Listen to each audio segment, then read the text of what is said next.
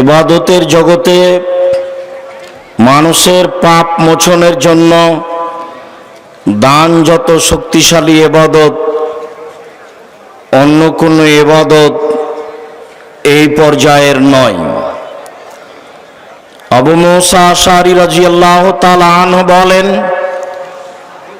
রাসূল সাল্লাল্লাহু আলাইহি ওয়াসাল্লাম বলেছেন, আস-সাদকাতু বুরহান, দান হলো দলিল। অন্যান্য ইবাদতকে রাসূল সাল্লাল্লাহু আলাইহি ওয়াসাল্লাম দলিল হিসাবে পেশ করেননি, যার কারণে আমরা সাধারণত বলে থাকি এই জমি আমার, তার প্রমাণ হচ্ছে আমার কাছে দলিল আছে। এই বাড়ি আমার, তার প্রমাণ হচ্ছে আমার কাছে দলিল আছে। আমরা বিচারের মাঠে জান্নাত লাভ করতে পারবো, তার প্রমাণ আমাদের কাছে দান। এ কথায় রাসূল সাল্লাল্লাহু আলাইহি সাল্লাম বলেন, আস-সাদকাতু বুরহান, দান হলো দলিল।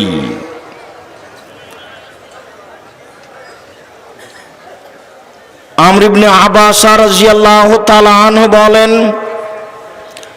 রাসূল সাল্লাল্লাহু আলাইহি ওয়াসাল্লাম বলেছেন, ইন্নাস সাদকাতা তুতফিউল খাতিয়াতা কামা ইতফিউল মাউন নারা, নিশ্চয় দান মানুষের পাপকে মিটিয়ে দিতে পারে যেমন ভাবে পানি আগুনকে নিভিয়ে দিতে পারে।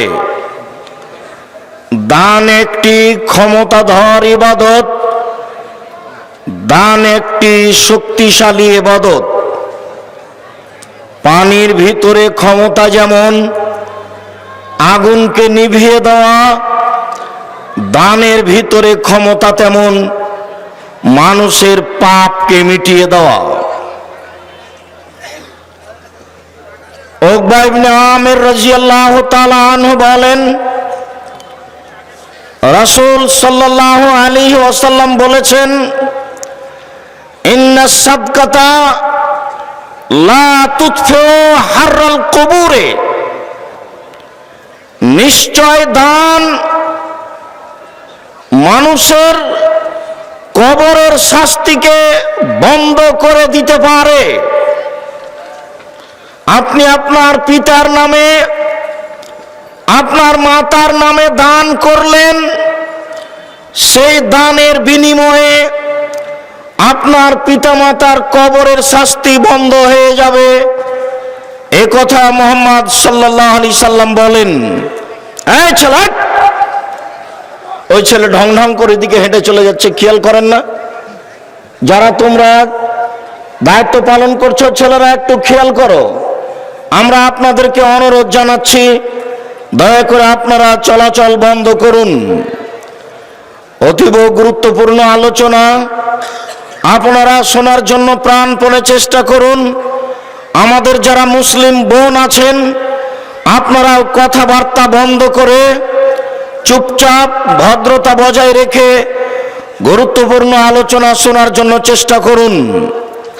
আমরা যারা রাস্তায় চলাচল করছি, দোকানপাটে বসে আড্ডা পিটছি, দিন ধর্মের নামে এসে বিভিন্ন জায়গায় সময় কাটাচ্ছি, এই অপছন্দ কর্ম ত্যাগ করে গুরুত্বপূর্ণ আলোচনা শোনার চেষ্টা করি। মূলত এই জন্যই আসা। আর আপনাদেরকে উপস্থিত করে এত পয়সাপাতি খরচ করে আপনাদেরকে উপস্থিত করে যদি কিছু না জানাতে পারি, না শোনাতে পারি, তাহলে আমাদের সফলতা কোথায়? সম্মানিত দিনী ভাই বোন, আমরা অনুরোধ রাখব, আপনারা অপ্রয়োজনীয়ভাবে রাস্তাঘাটে চলাচল করবেন না। যেখানে সেখানে বসে কথাবার্তায় লিপ্ত হবেন না। সময়কে মূল্যায়ন করুন। সময় চলে গেলে সময় আপনার অনুকূলে থাকবে না। সময় আপনাকে ফাঁকি দিচ্ছে, যা আপনি বুঝতে পারছেন না। প্রয়োজন ছিল সময়কে আপনি ফাঁকি দিবেন, সময় যেন আপনাকে ফাঁকি দিতে না পারে। আমরা এখানে আলোচনা করব, আপনি রাস্তাঘাটে গল্প জমাবেন, এই অপছন্দ আচরণ আপনার জন্য কেমন হয়, আর আমাদের এই চেষ্টা প্রচেষ্টার জন্য কেমন হয়। আপনি পয়সা খরচ করে এসেছেন, এটার জন্য কেমন হয় বিবেচনা করার জন্য অনুরোধ জানাচ্ছি। বলছিলাম, উকবা ইবনে আমির রাদিয়াল্লাহু তাআলা আনহু বলেন, রাসূল সাল্লাল্লাহু আলাইহি ওয়াসাল্লাম বলেছেন, ইন্না সাদকাতা লা তুতফিউ হাররাল কবরে, নিশ্চয় দান কবরের শাস্তিকে বন্ধ করে দেয়। নিশ্চয় দান কবরের শাস্তিকে বন্ধ করে দিতে পারে। তিনি বলেন, ইন্নামাল মুমিন ইয়াস্তাজিল্লু ইয়াওমাল কিয়ামা ফি জিল্লি সাদাকাতিহি, নিশ্চয় মুমিন পুরুষ নারী, নিশ্চয় পৃথিবীর মুমিন পুরুষ নারী বিচারের মাঠে যখন আল্লাহ তাআলার বিশেষ ছায়া ছাড়া আর কোনো ছায়া থাকবে না, আল্লাহ তাআলার বিশেষ ছায়া ছাড়া আর কোনো ছায়া থাকবে না, তখন এই মুমিন পুরুষ নারী তার দানের ছায়াতলে থাকবে বলে মুহাম্মদ সাল্লাল্লাহু আলাইহি সাল্লাম বলেছেন। তিনি বলেছেন, সাবাতুন ইযুল্লুহুমুল্লাহু তাআলা ফি জিল্লিহি ইয়াওমা লা জিল্লা ইল্লা জিল্লুহু, 7 শ্রেণীর মানুষ বিশেষ ছায়াতলে থাকবে বিচার মাঠে, যেদিন আল্লাহর বিশেষ ছায়া ছাড়া আর কোনো ছায়া থাকবে না। যেদিন আল্লাহ তাআলার বিশেষ ছায়া ছাড়া আর কোনো ছায়া থাকবে না, সেদিন 7 শ্রেণীর মানুষ আল্লাহ তাআলার বিশেষ ছায়াতলে থাকবে। তার এক শ্রেণীর মানুষ হচ্ছে রাজুলুন তাসাদ্দাকা, কোন মানুষ দান করলো ফাখফাহা, গোপনে দান করলো, হাত্তা লা তাআলামা শিমালুহু মা তুনফিকু ইয়ামিনুহু, ডান হাত কি দান করলো বাম হাত বুঝতে পারলো না, ডান হাত কি দান করলো বাম হাত জানতে পারলো না। মানুষ যেদিন এরকম গোপনে একমাত্র আল্লাহকে সন্তুষ্ট করার জন্য দান করতে পারবে, সে দান হবে তার জন্য বিচার মাঠে বিশেষ ছায়ার মাধ্যম। যে কথা মুহাম্মদ সাল্লাল্লাহু আলাইহি সাল্লাম বলেন, নিশ্চয় মুমিন পুরুষ নারী, নিশ্চয় মুমিন পুরুষ নারী বিচারের মাঠে তার দানের ছায়াতলে থাকবে। বলছিলাম, সম্মানিত দিনী ভাই বোন, দান একটি পাওয়ারফুল ইবাদত, দান একটি ক্ষমতাধর ইবাদত, দান একটি শক্তিশালী ইবাদত। আনাস রাদিয়াল্লাহু তাআলা আনহু বলেন, রাসূল সাল্লাল্লাহু আলাইহি ওয়াসাল্লাম বলেছেন, সাদকাতু সিররে তুতফিউ গাযাবার রাব্বে, নিশ্চয় গোপন দান আল্লাহ তাআলার রাগকে মিটিয়ে দিতে পারে। আপনার পাপের কারণে আল্লাহ তাআলা আপনাকে শাস্তি দেওয়ার জন্য প্রতীক্ষমান রয়েছেন, আর আপনি এই সময়ে তাকে সন্তুষ্ট করার জন্য দান করে দিলেন। মুহাম্মদ সাল্লাল্লাহু আলাইহি সাল্লাম বলেন, এই গোপন দান আল্লাহর রাগকে মিটিয়ে দেয়। তখন তাকে জাহান্নামে দেওয়ার জন্য সিদ্ধান্ত যেটা ছিল সেইটা আল্লাহ তাআলা বাতিল করে দিয়ে তাকে জান্নাতে দেওয়ার জন্য সিদ্ধান্ত নেন। সম্মানিত দিনী ভাই বোন, বলছিলাম, আল্লাহ তাআলা বলেন, ওয়াসারু ইলা মাগফিরাতিম মির রাব্বিকুম ওয়া জান্নাহ, পৃথিবীর মানুষ তোমরা দৌড়াও দৌড়াও দৌড়াও, তোমাদের প্রতিপালকের ক্ষমার দিকে দৌড়াও। পৃথিবীর পুরুষ নারী তোমরা তোমাদের প্রতিপালকের ক্ষমার দিকে দৌড়াও, দৌড়িয়ে যাও, দৌড়াও দৌড়াও, তোমাদের প্রতিপালকের ক্ষমা কোথায় রয়েছে। ও জান্নাতিন, আর জান্নাতের দিকে ছুটে যাও। আর জহাস সামাওয়াত ওয়াল আরদ, যে জান্নাতের ব্যবধান আপা আকাশ জমিনের ব্যবধান, জমিন থেকে আকাশের ব্যবধান, একটা দ্রুতগামী ঘোড়ার 500 বছরের পথ। একটি জান্নাতের আপনার বিছানের উচ্চতা বা একটি জান্নাতের দরজার ব্যবধান আকাশ জমিনের ব্যবধান। যেই জান্নাতের ব্যবধান আকাশ জমিনের দূরত্বের ব্যবধান, এই জান্নাতের দিকে তোমরা ছুটে যাও। উইদ্দাত লিল মুত্তাকিন, যে জান্নাত তৈরি করা হয়েছে পরহেজগার মানুষের জন্য, যে জান্নাত প্রস্তুত করা হয়েছে পরহেজগার মানুষের জন্য। পরহেজগার কে? অত্র আয়াতে আল্লাহ তাআলা 3 শ্রেণীর মানুষকে উল্লেখ করলেন। তিনি বললেন, আল্লাযীনা ইনফিকুনা ফিস সাররাই ওয়াজ যাররাই ওয়াল কাযিমিনাল গায়জ ওয়াল আফিনা আনিন নাস, পৃথিবীতে যারা সচ্ছল অবস্থায় দান করতে পারে, পৃথিবীতে পৃথিবীতে যারা অসচ্ছল অবস্থায় দান করতে পারে তারাই হচ্ছে পরহেজগার, তাদের জন্য জান্নাত প্রস্তুত রয়েছে। তারাই হচ্ছে পরহেজগার, তাদের জন্য জান্নাত প্রস্তুত রয়েছে। এরপরে আল্লাহ তাআলা বলেন আল কাযিমিনাল গায়জ, যারা রাগকে থামিয়ে নিতে পারে, রাগের প্রতিফল প্রকাশ করে না, রাগ দিয়ে কোনো কাজ নিতে চায় না, রাগকে দমন করতে পারে, তাদের জন্য জান্নাত প্রস্তুত রয়েছে। রাসূল সাল্লাল্লাহু আলাইহি সাল্লাম বলেন লাইসা শাদীদু বিসুরা, মানুষ আছাড় দিয়ে ফেলে দিতে পারলে মানুষ শক্তিশালী হয় না। কেউ যদি কাউকে আছাড় দিয়ে ফেলে দিতে পারে সেই শক্তিশালী, এই কথা ঠিক নয়। আশ-শাদীদ আল্লাযী ইয়ামলিকু নাফসাহু ইনদাল গাযাবে, সেই মূলত শক্তিশালী যে ব্যক্তি রাগের সময় নিজেকে দমন করতে পারে, রাগের সময় যে নিজেকে ধরে রাখতে পারে, রাগ বাস্তবায়ন করতেও করে না, সেই হচ্ছে মূলত শক্তিশালী। তারপরে আল্লাহ তাআলা বলেন যে মানুষকে ক্ষমা করতে পারে, মানুষের ভুল ত্রুটি হতে পারে, এটাই স্বাভাবিক। যে মানুষকে ক্ষমা করতে পারে সেই হচ্ছে পরহেজগার, তার জন্য জান্নাত প্রস্তুত রয়েছে। আবু হুরায়রা রাদিয়াল্লাহু তাআলা আনহু বলেন রাসূল সাল্লাল্লাহু আলাইহি সাল্লাম বলেছেন মা নাকাসাত সাদকাতুন মিন মালিন, দান করলে মানুষের পয়সা কমে না, দান করলে মানুষের পয়সা কমে না। তারপর আল্লাহ রাসূল বলছেন ওমা যাদাল্লাহু আবদান বিআফবিনিল ইজদান, মানুষ যদি মানুষকে ক্ষমা করে দেয় তাহলে তার মর্যাদা বেশি হয়ে যায়, তাহলে আল্লাহ তাআলা তার মর্যাদা সম্মানকে বেশি করে দেন। যখন মানুষ তার রাগকে বাস্তবায়ন করে না, মানুষকে ক্ষমা করে দেয়, যখন মানুষ তার রাগকে বাস্তবায়ন করে না, মানুষকে ক্ষমা করে দেয়, তখন আল্লাহ তাআলা তার মান মর্যাদা ইহকালে পরকালে বেশি করে দেন, বর্ধিত করে দেন। যার সম্মান সে দুনিয়াতে ভোগ করে, যার সম্মান সে বিচার মাঠে ভোগ করবে, যার সম্মান সে জান্নাতে ভোগ করবে।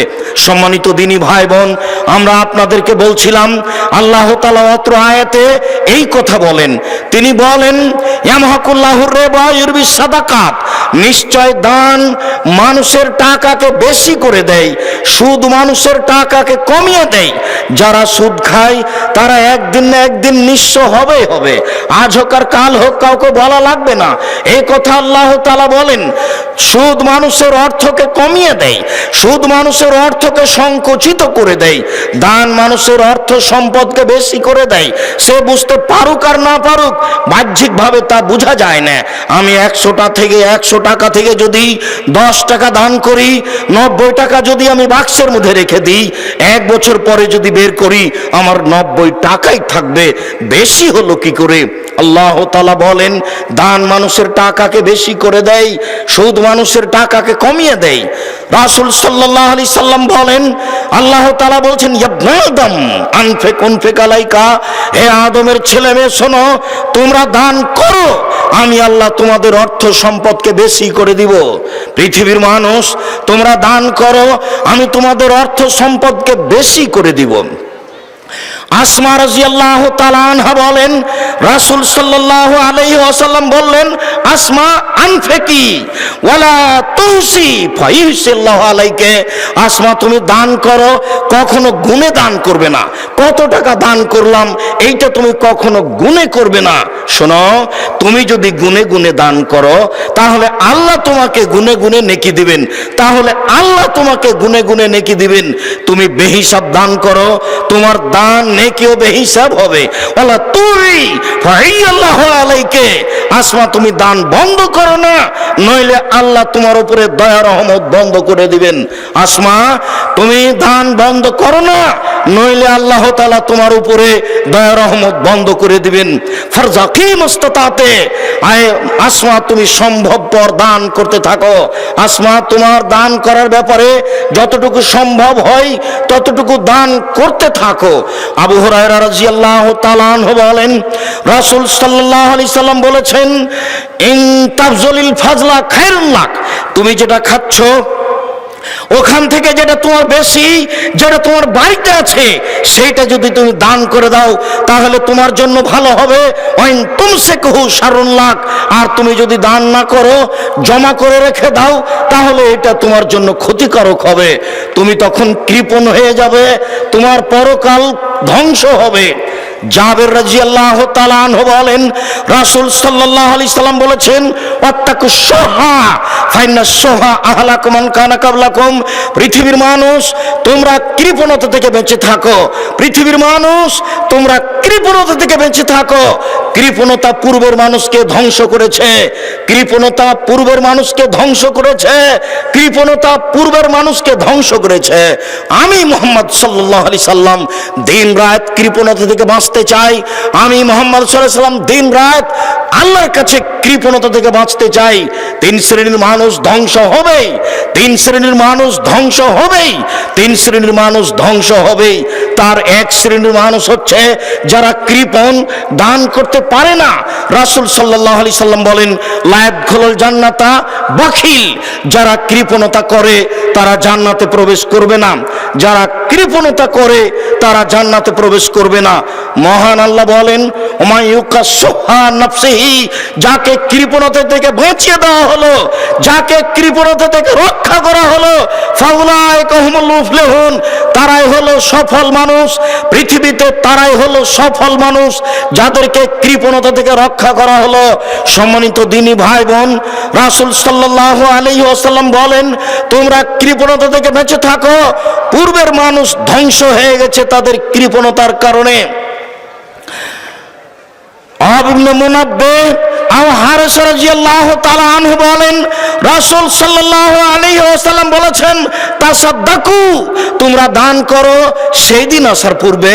পৃথিবীর মানুষ, তোমরা দান করো সেই দিন আসার পূর্বে, যে তোমাদের উপরে এমন একদিন চলে আসবে, এমসি রাজুলানে সাদাকাতিহি, মানুষ তার দান নিয়ে রাস্তা রাস্তা ঘুরবে।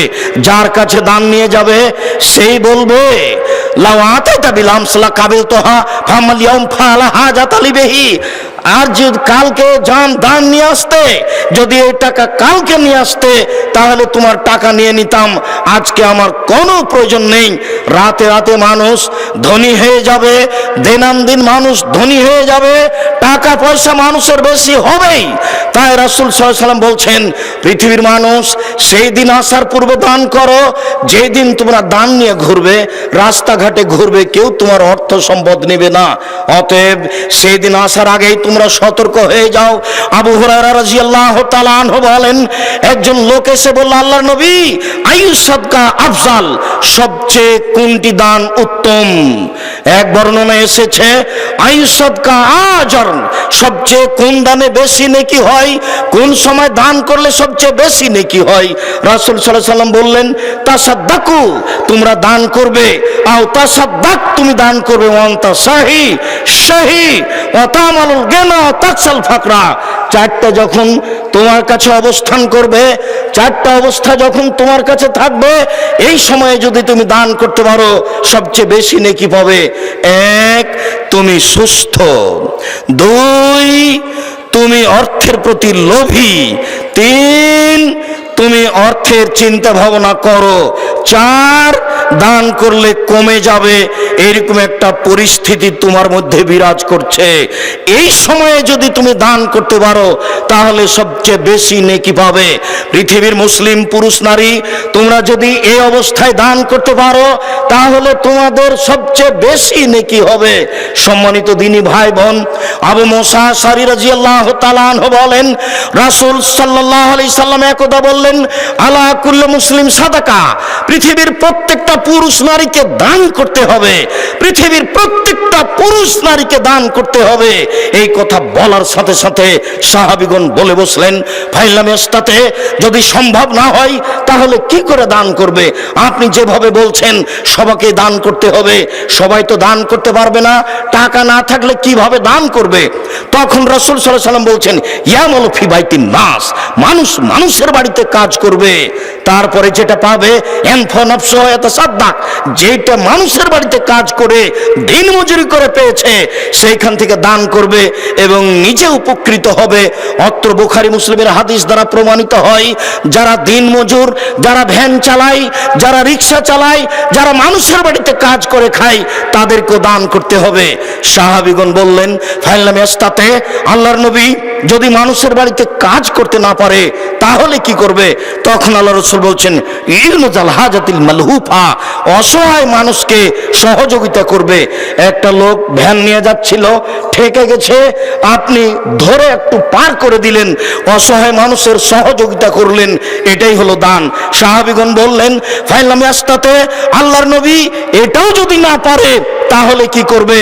তখন আল্লাহ রাসূল বলছেন, ইমসিক নাফসাহু আনিশ শাররি, মানুষ তার আত্মাকে পাপ থেকে ঠেকিয়ে রাখবে, এটাই হলো দান। মানুষ তার আত্মাকে পাপ থেকে ঠেকিয়ে রাখবে, এটাই হলো দান।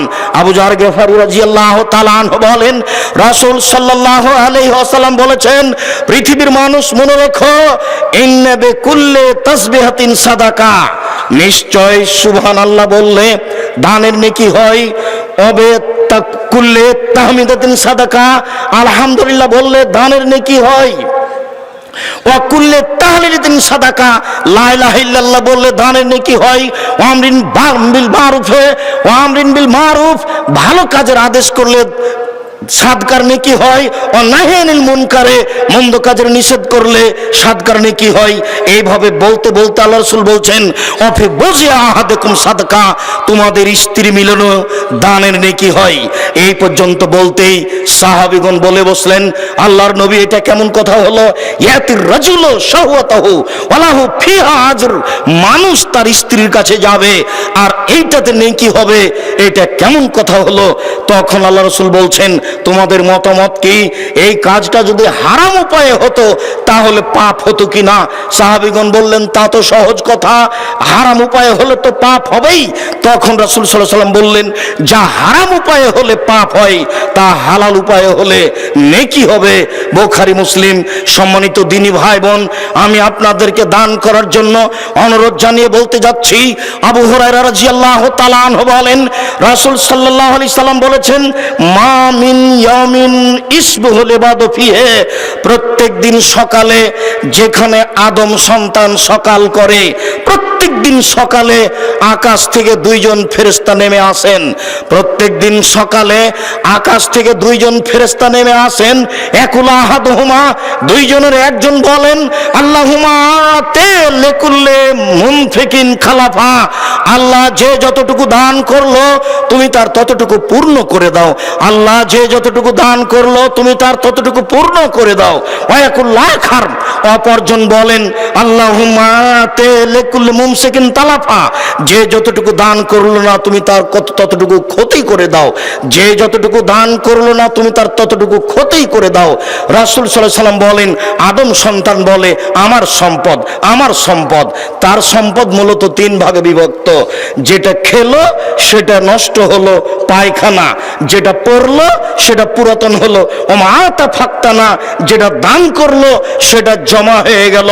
সম্মানিত দিনী ভাই বোন, আজকের আলোচনার শেষ হাদিসটি বলার পূর্বে আপনাকে আবারও জোরালোভাবে বলে রাখছি যে কাল থেকে এসে এখন পর্যন্ত বা আগামীকাল সকাল পর্যন্ত যারা আসবেন তারা যে পয়সাপাতি নিয়ে এসেছেন, দেধারসে রাস্তাঘাটে খরচ করছেন, বলেন সেইটার ফল কি? ভুল বুঝিয়েন না। জাতিকে সঠিক পথ দেখানোর জন্য অনেক পয়সা খরচ করে জীবন বাজি রেখে উপস্থিত করার চেষ্টা করি।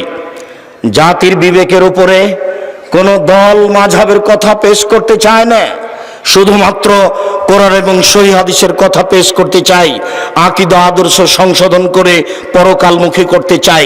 এই লক্ষ্যেই আপনাদেরকে বাংলাদেশের বিভিন্ন জেলা থেকে উপস্থিত হওয়ার জন্য অনুরোধ জানানো হয়েছে। আপনারা কষ্ট করে সেই কোথায় আপনার ফরিদপুর, মাগুরা, শরীয়তপুর, কোথায় আপনার সাতক্ষীরা, যশোর, ঝিনাইদহ, কুষ্টিয়া, মেহেরপুর, কোথায় আপনার চট্টগ্রাম, কোথায় সিলেট, কোথায় আপনার ব্রাহ্মণবাড়িয়া কুমিল্লা, কোথায় আপনার রংপুর লালমনিরহাট নীলফামারী কুড়িগ্রাম পঞ্চগড় ঠাকুরগাঁও দিনাজপুর জয়পুরহাট বগুড়া, আপনারা বিভিন্ন জায়গা থেকে ঢাকা নরসিংদী নারায়ণগঞ্জ মানিকগঞ্জ বাংলাদেশের বিভিন্ন জেলা থেকে এখানে উপস্থিত হয়েছেন। আপনাদের মৌলিক লক্ষ্য, আমাদের মৌলিক লক্ষ্য আপনাদেরকে পরকালমুখী করা। আপনাদের মাথার ভিতরে আমরা কোনো দল পেশ করে কোনো মতামত পেশ করে সংকীর্ণতার দিকে নিয়ে যেতে চাই না। আপনাদেরকে আমরা বলতে চাচ্ছি আপনারা আকীদা সংশোধন করুন, আদর্শ সুন্দর করুন, সহিহ হাদিস কোরআন মেনে চলার চেষ্টা করুন। যতক্ষণ পর্যন্ত শ্বাস আছে ততক্ষণ পর্যন্ত দুই একটা নেকি করার চেষ্টা করুন। শ্বাস বন্ধ হয়ে গেলে নেকি করার কোনো সুযোগ থাকবে না। সম্মানিত দিনী ভাই বোন, আমরা আপনাদের আজকের আলোচনার শেষ অংশে একটি হাদিস পেশ করছি। এক খেয়ালে আমার দিকে চেয়ে থাকবেন, কথার 19-20 হয় না যেন। সম্মানিত দিনী ভাই বোন, চলাচল বন্ধ করে আমার দিকে খেয়াল করুন। বুখারী মুসলিমের একটি হাদিস আপনার সামনে পেশ করি। আবু হুরায়রা রাদিয়াল্লাহু তাআলা আনহু বলেন, ইন্না রাজুলান আতান নবী সাল্লাল্লাহু আলাইহি সাল্লাম, একজন লোক রাসূলের কাছে আসলো। ফাবাসা রাসূলুল্লাহ সাল্লাল্লাহু আলাইহি সাল্লাম ইলা নিসাইহি, আল্লাহর নবী সেই লোকটিকে খাওয়ার জন্য পরিবারের কাছে পাঠিয়ে দিলেন। যাও তুমি আমার পরিবারের কাছে খেয়ে আসো। তার পরিবার বললেন কুলনা, আয়েশা বলছেন তার স্ত্রীগণ বলছেন আমরা বললাম মা না ইল্লাল মা, বাড়িতে আজকে পানি ছাড়া কোনো কিছু নেই। আমি যে আপনাদেরকে মাঝে মধ্যে বলেছি যে ঈদের মাঠে গিয়ে আল্লাহর নবী দেখলেন একটা বাচ্চা কাঁদছে। আল্লাহ নবী বললেন কাঁদছো কেন? লোকটি বললে আমি এতিম। আল্লাহ রাসূল বললেন আমিও এতিম ছিলাম। ছেলেটিকে কোলে নিলেন, আয়াটি খুশি হয়ে গেল। একেবারে নগদ ডাহা মিথ্যা। এ দেখেন রাসূল সাল্লাল্লাহু আলাইহি সাল্লাম তার পরিবারের কাছে একটি লোককে খাওয়ার জন্য পাঠালেন।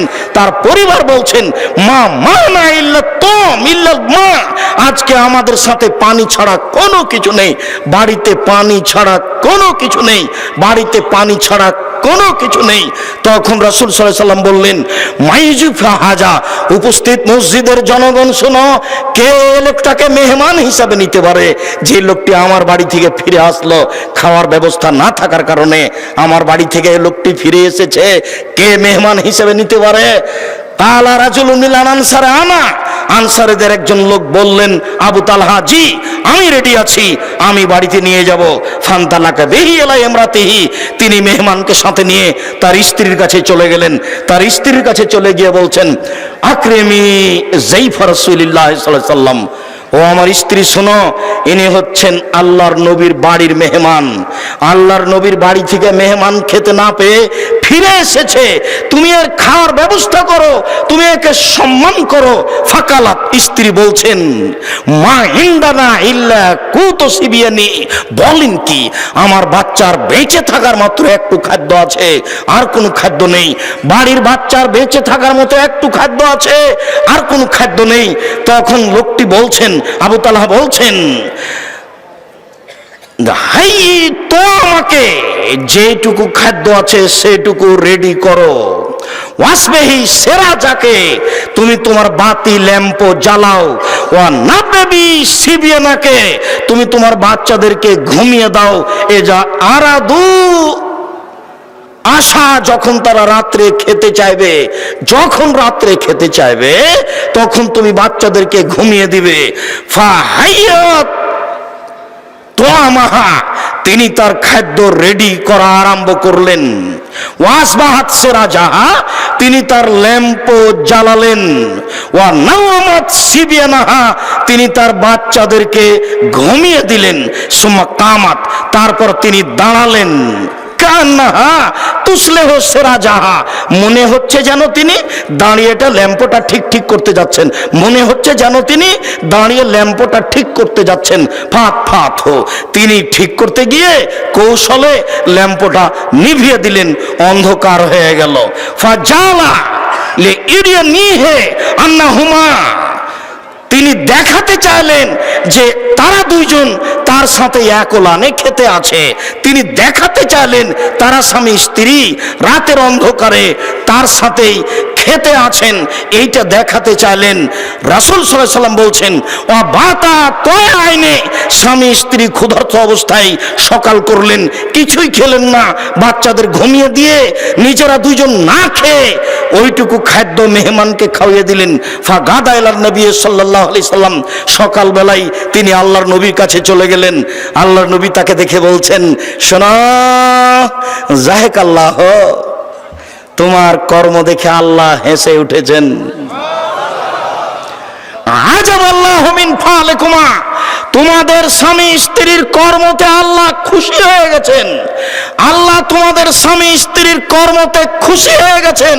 ফানজালাল্লাহু তাআলা, তারপর আল্লাহ তাআলা এই আয়াতটি অবতীর্ণ করলেন, ওয়া ইউসিরুনা আলা আনফুসিহিম ওয়ালাউ কানা বিহিম খাসাসা, তারা স্বামী স্ত্রী নিজেদের উপরে মেহমানকে প্রাধান্য দিলেন যদিও তাদের কাছে ক্ষুধা ছিল। সম্মানিত দিনী ভাই বোন, হাদিস তো বুখারী মুসলিম, কোরআন মাজিদ তো কোরআন মাজিদের আয়াত। জীবনে কি করলেন? অনেক পয়সা উপার্জন করলেন, খেয়ে তাকে শেষ করলেন। যা খেলেন তা পেশাব পায়খানা, যা পড়লেন তা পুরাতন হলো, যা দিলেন তা জমা থাকলো। হাদিস বুখারী মুসলিম। আপনাদেরকে এখানে উপস্থিত করে দান সম্পর্কে একটি গুরুত্বপূর্ণ বিষয় পেশ করে আমি বলতে চাচ্ছি, মনে রাখবেন, ইবাদতের জগতে সবচেয়ে দামি, ইবাদতের জগতে সবচেয়ে পাওয়ারফুল, ক্ষমতাধর, শক্তিশালী ইবাদত হচ্ছে দান। মর্মে বলছি যে আমি নিঃস্ব মানুষ, এক মাসের যদি বেতন আমাকে দিতে বলেন জামিয়া সালাফিয়ায়, তাহলে বাকি জীবন কাজ করলে আমি এক মাসের বেতন দিতে পারবো না। এক মাসে বেতন লাগে 12,15,000। তো 12,15,000 টাকা আমি বাকি সময় পর্যন্ত উপার্জন করতে পারবো, আমার উপার্জন দিয়ে তা আমার মনে হয় না। তাই আপনাদেরকে আমি বারংবার বলে থাকি যে আপনারা একটু দোয়া করবেন যে আল্লাহ জামিয়া সালাফিয়াকে তুমি কবুল করো। যদি উপরে কবুল হয়ে যায় তাহলে আর কোনো সমস্যা হবে না, কিভাবে হবে তা ভাববার বিষয় নয়। 2016 সালের 16 জুলাই রোজ শনিবার সকাল 8টার সময় বুখারীর দাস দিয়ে এই জামিয়া সালাফিয়া ডাঙ্গিপাড়া তবা রাজশাহী চালু হয়েছে। এখন প্রায় 16 থেকে 18 থেকে 20 বিঘা জমির উপরে এই প্রতিষ্ঠান। আগামীকাল সকালে ঘুরে ঘুরে দেখবেন বাংলাদেশে আহলে হাদিসের সবচেয়ে বড় মসজিদ জামিয়া সালাফিয়ার বাইতুল হাম জামে মসজিদ। কিভাবে হয় তা আমি জানি না, তবে বিদেশি পয়সা দেওয়া হয় না, এ কথাই চূড়ান্ত। দু একজন আমাকে বলেছেন যে সৌদি আরব কুয়েতে একটু দরখাস্ত করলেই তো এই মসজিদের ব্যবস্থা করা হয়। তা আমি বলছি, বলেন কি, তারা এত বড় মসজিদ করার সাহস করতে পারে? 10 লক্ষ টাকা দিলে 14 বার ছবি চাইবে, ফটো চাইবে। 50,000 টাকা দিলে 100 বার ছবি দিতে হবে। তারা এত বড় কাজ করতে পারবে না। এই দেশের জনগণ এই মসজিদ তৈরি করবে ইনশাল্লাহ, তোমরা দেখে নেবে। আমি তাকে বললাম, যার ফল আপনারা দেখতে পাচ্ছেন বাইতুল হাম জামে মসজিদ। সম্মানিত দিনী ভাই বোন, এখানে 1400 ছেলে মেয়ে পড়াশোনা করে, এখন তারা এই জামিয়ায় অবস্থান করছেন। এখানে 36 জন 37 জন শিক্ষক আছেন, 19 জন শিক্ষিকা আছেন, 24 জন কর্মচারী আছে। অনুরূপী রূপগঞ্জ, নারায়ণগঞ্জ, ঢাকায় আছে, তবে এখানকার তুলনায় সেখানে কম আছে। সম্মানিত দিনী ভাই বোন, আপনাদেরকে একবার উপস্থিত করে আমরা আমাদের আবেগটি, আমাদের পরিকল্পনাটি আপনাদের সামনে পেশ করতে চাই। আমাদের এই সম্মেলনে খরচ হয় সাধারণত গত বছরের হিসাবে 12,40,000 টাকা খরচ হয়েছে। সব আপনাদের এই জামিয়া সালাফিয়া প্রতিষ্ঠান খরচ করে। যদি সবই প্রতিষ্ঠানকে খরচ করতে হয় তাহলে প্রতিষ্ঠান ক্ষতিগ্রস্ত হবে। মর্মে আমি আপনাদেরকে আন্তরিকভাবে অনুরোধ জানাই, সম্মানিত দিনী ভাই বোন, আপনারা যারা অর্থ সম্পদ জামিয়াকে অন্তর থেকে ভালোবাসেন, বেশি দান করতে যাচ্ছেন, নেবরাস অফিসের পিছনেই আপনারা অফিসে গিয়ে দান করেন, রসিদ নেবেন। ঢুকতে দেখবেন হাতের বামে মনে হয় তারা অপেক্ষা করছে, সেখানে আপনারা দান করবেন। আমি আপনাদেরকে বৈঠকি দান করার অনুরোধ রেখে ছেলেরা আপনাদের কাছে যাচ্ছে। কোনো দিনী ভাই কোনো দিনী বোন এই বৈঠকি দান থেকে বিরত থাকবেন না। সকল দিনী ভাই বোনকে আমি আন্তরিকভাবে দান করার জন্য অনুরোধ জানাচ্ছি। আমি আমার পক্ষ থেকে অল্প কিছু আপনাদের বৈঠকি দানে দিলাম। যারা এখানে উপস্থিত আছেন মঞ্চে, তারাও এ দানে অংশগ্রহণ করবেন।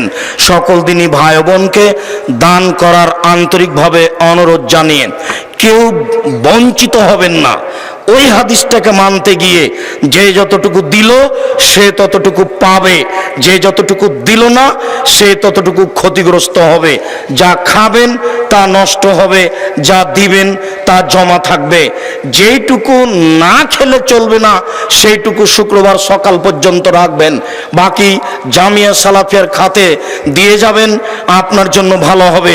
সম্মানিত দিনী ভাই বোন, আগামীকাল সকাল 9টা থেকে নিয়ে 12টা পর্যন্ত এখানে ছেলেদের প্রাইজ দেওয়া হবে এবং মাসিকাল ইতেশাম পত্রিকা নিয়ে আর জামিয়া সালাফিয়ার আপনার দাওয়াতি প্রোগ্রাম নিয়ে এখানে আলোচনা হবে। জামিয়া সালাফিয়ার দাওয়াত কিভাবে হবে, দাওয়াতি প্রোগ্রামের আলোচনা হবে আর মাসিকাল ইতেশামের আলোচনা হবে।